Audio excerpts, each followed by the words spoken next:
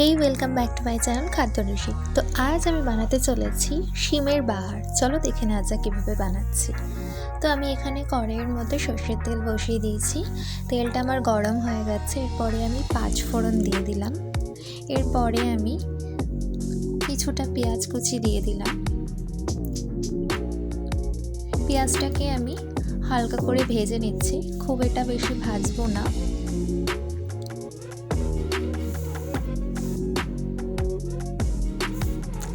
এরপরে আমি দিয়ে দিচ্ছি আদা বাটা,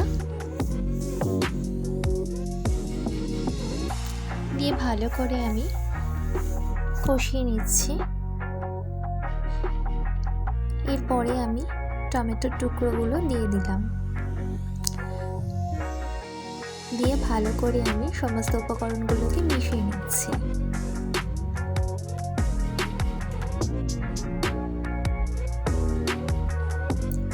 তোমরা এখনও যারা আমার চ্যানেলকে সাবস্ক্রাইব করোনি তারা আমার চ্যানেলকে অবশ্যই সাবস্ক্রাইব করো, লাইক করো, কমেন্ট করো এবং শেয়ার করো। এরপরে আমি শিমগুলোকে কেটে রেখেছিলাম, সেগুলোকে আমি এর মধ্যে দিয়ে দিলাম।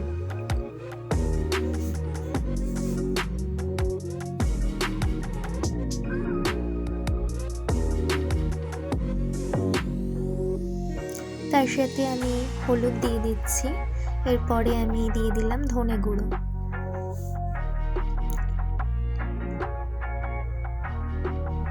শুকনো মশলাগুলো দিয়ে ভালো করে আমি এটাকে কষিয়ে নিচ্ছি।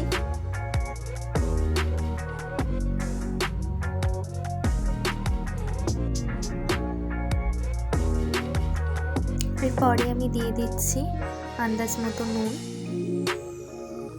তার সাথে আমি দিয়ে দিলাম চেরা কাঁচা লঙ্কা।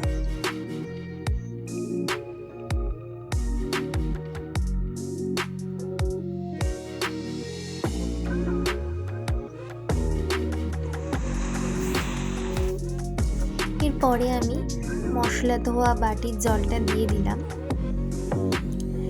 শিমটাকে সিদ্ধ হতে আমি দিয়ে দেব। ভালো করে আমি মিশিয়ে নিচ্ছি আরেকবার।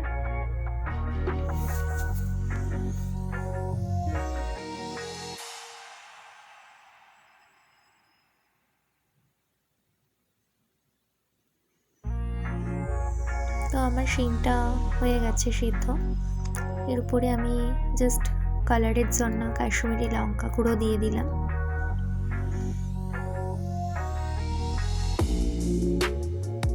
তোমরা চাইলে দিতেও পারো, নাও দিতে পারো। আর আমি দিয়ে দিলাম চিনি। এই রান্নাটা যেটা তোমরা গরম গরম ভাতের সাথে খেয়ে দেখো, দুর্দান্ত লাগবে। উপর থেকে ছড়িয়ে দিলাম কাঁচা সর্ষের তেল। এর গন্ধটা আরও অসাধারণ লাগে। তা আমার রান্নাটা আজকে এখানেই আমি শেষ করলাম। তোমরা আমাকে কমেন্ট করো কেমন লাগলো। আজকের মতো এখানেই বিদায় নিচ্ছি। সবাই ভালো থেকো।